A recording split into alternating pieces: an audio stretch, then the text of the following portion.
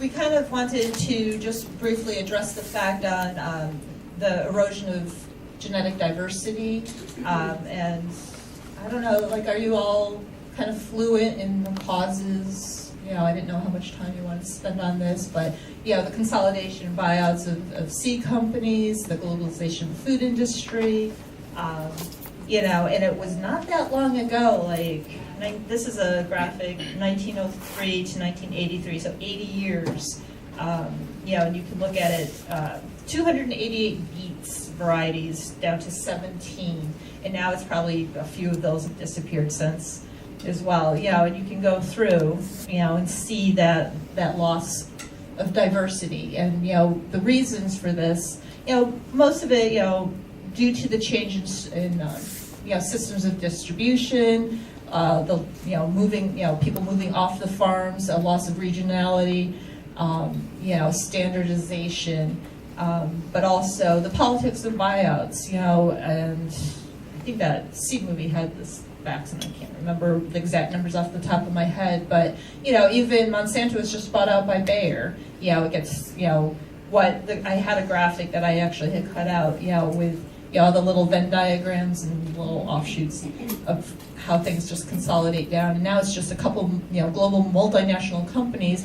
For example, tomatoes, something like, what, 90-something% of, you know, tomato seed production are controlled by, like, you know, 2 or 3 companies. They, you know, and, you know, I don't really want to get bogged down with the patenting of life issues and stuff, but it's a real thing, you know, and it's not okay.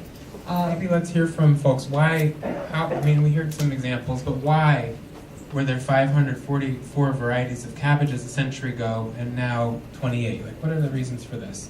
Industrial agriculture, stuff that's able to travel well, not bruise, look pretty, but not necessarily be like nutritional. Can you hear in the back? Sure. Okay, great. There's so many reasons.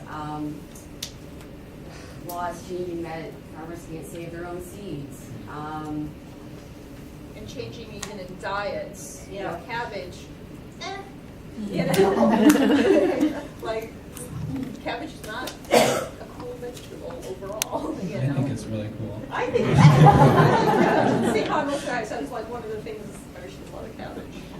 Right. Well, just one point, laws about saving seeds. I mean, we in Pennsylvania, one of 3 states in recent years that interpreted the Federal Seed Act of 2004 to mean you can't have seed libraries, you can't have seed swaps, and it was just an interpretation that no law changed, and so in Philadelphia we had a seed exchange that just shut down. They gave away all their seeds and they stopped.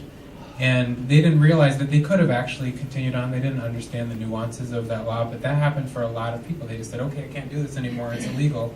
And so that has a big impact. You know, what varieties were in that exchange that maybe weren't being circulated elsewhere. But I think all the points you make are really huge around, okay, does the cabbage ship 3,000 miles? If not, you're out of here. And originally we were selecting not for that. We were selecting within our communities what tasted really great.